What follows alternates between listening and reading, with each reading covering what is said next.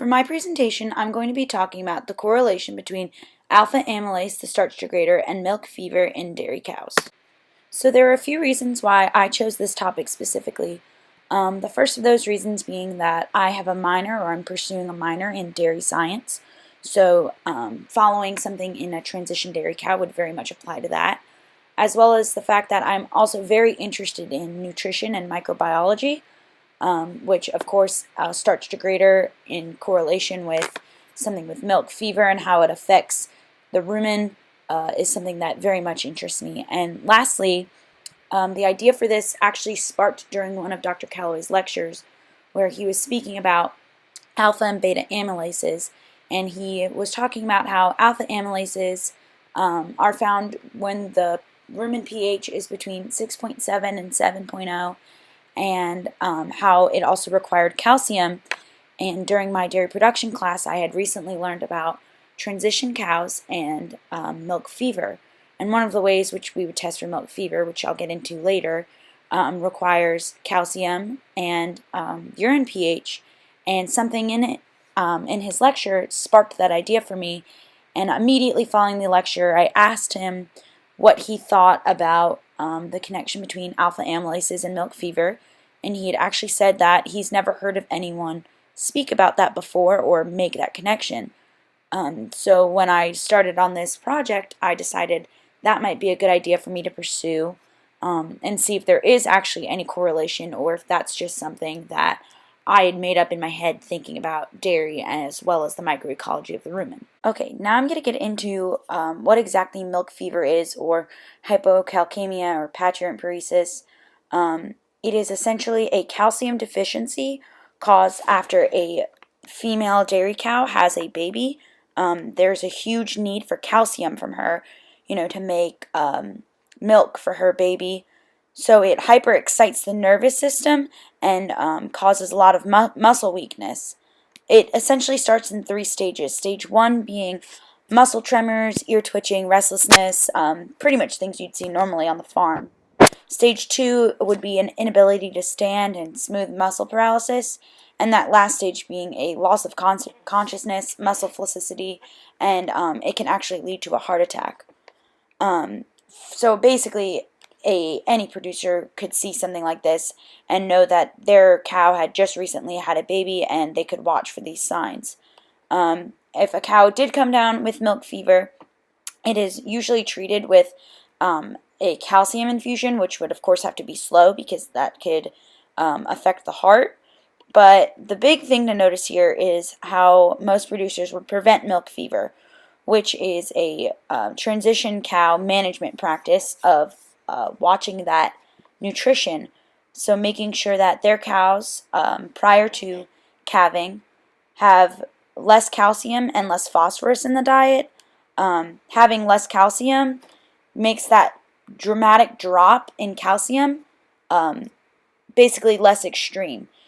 It's transitioning them slowly into losing that calcium rather than just immediately pounding them of losing all of that calcium at one time, and just causing the body to have to metabolize from other places like the bone and the muscle. And now I'm going to talk about alpha amylase and some studies on it and what we know about it. Alpha amylase is a starch degrader that works rapidly. It has a need for calcium. This calcium is important for the membranes and the structure of the amylase, and it needs it to function. That's very important. Phosphorus is known to maximize the enzyme activity of the amylase. So having phosphorus present in that situation would help it work even faster, because alpha amylase is already a very quick starch degrader. It's very fast. And one more thing to note is that it is actually inhibited by magnesium. It's been shown to be inhibited by that. So having magnesium in that system would stop the activity of the amylase in a starch degrading situation, or at least slow it down some. And lastly, that a optimal pH has been shown to be 6.5 for alpha amylase.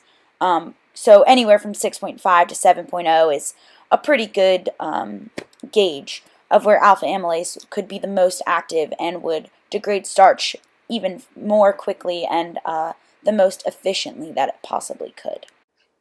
Now, because there are not many studies done on this yet, as Dr. Callaway had told me, I basically had to draw my own conclusions from whatever findings that I had made in my research. So now I'm going to talk about the connection that I found, or I believe is there, between milk fever and alpha amylase. As I stated before, milk fever is an animal quickly losing calcium and continually losing it. They cannot get that equilibrium of calcium back to their body. I also talked about how it's influenced by phosphorus as well. Classic treatment for it, or I'm sorry, prevention for it, would be feeding less phosphorus in the diet prepartum. And I also had talked about how it's identified by a urine pH of between 6.5 and 7. Anytime a producer is testing before, when they're working on their transition cows, they'll test that urine pH, and if it comes up anywhere even close to a 7, that animal is going to be watched, especially for milk fever, and we'll take some extra preventative measures when it comes to calving. Now, how this connects to amylase is, as I said, alpha amylase utilizes calcium. So for me, I truly believe that there's that connection there. An animal is losing calcium while the alpha amylase is utilizing the calcium. So I think it's quite likely that alpha amylase is just taking an extra drain of that calcium that's not going directly to milk production. Again, the presence of alpha amylase is positively affected by phosphorus, as well as milk fever is influenced by phosphorus. And a way to cut down on milk fever would be by cutting down on that fed phosphorus. Now, I believe that if you increased that fed phosphorus, you would increase the activity of the alpha amylase, which would then contribute to milk fever that way, if you understand what I'm saying there. And again, alpha amylase has that optimal pH of 6.5, which is also seen in the urine of a milk fever positive cow. These are just the correlations that I've made in my head, and I could see how there's a connection there. I'm not saying there's direct causation, because of course correlation does not indicate causation, but I think that they're definitely sharing similar environments, and that this could be further pursued to see if there is actually a causation between the presence of alpha amylase and milk fever in a transition dairy cow. So, why is this important? 3 to 10% of every dairy herd is affected by milk fever. I know this seems like a small number, but in the grand scheme of things, when it comes to the producer, this is actually a much bigger cost. Anytime a cow comes down with milk fever, she's not going to be producing milk for your herd. She won't be able to carry a pregnancy to term, or it's very likely, there's been a lot of studies that she will not even be able to hold a pregnancy, and having milk fever once may actually decrease her reproduction in the future. And on top of that, any medical costs that may come from this. If you catch it early on in stage 1, milk fever, I would assume, is a pretty cheap fix. A calcium infusion, just sub-Q right under the skin, do it a little bit at a time. That's pretty cheap, but if you catch it later on, stage 2, stage 3, you're going to need veterinary help, which, of course, a medical cost that a lot of producers won't really want to take, especially if their dairy cow is not already pretty high producing. Another reason why I think this is important is it's never been looked at before. That's my biggest thing. Is this is something that me as an undergraduate animal science major, it stuck out to me so quickly.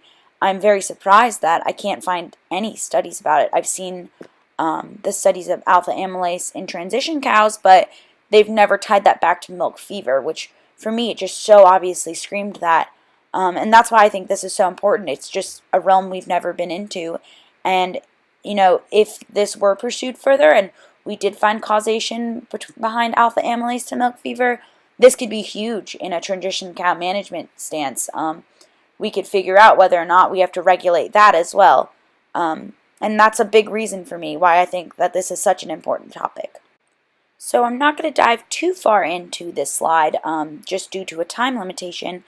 However, my conclusion to this would be that we need further experimentation done, whether to know there actually is a causation between milk fever and alpha amylase. I would love the opportunity to be able to test some ruminal fluids and serum blood levels of alpha amylases in cows that are diagnosed with milk fever and cows that are not, and as well as testing while they're not direct feeding alpha amylases to a cow that is gestating versus not feeding alpha amylases to a cow that is gestating and see if milk fever might be a result.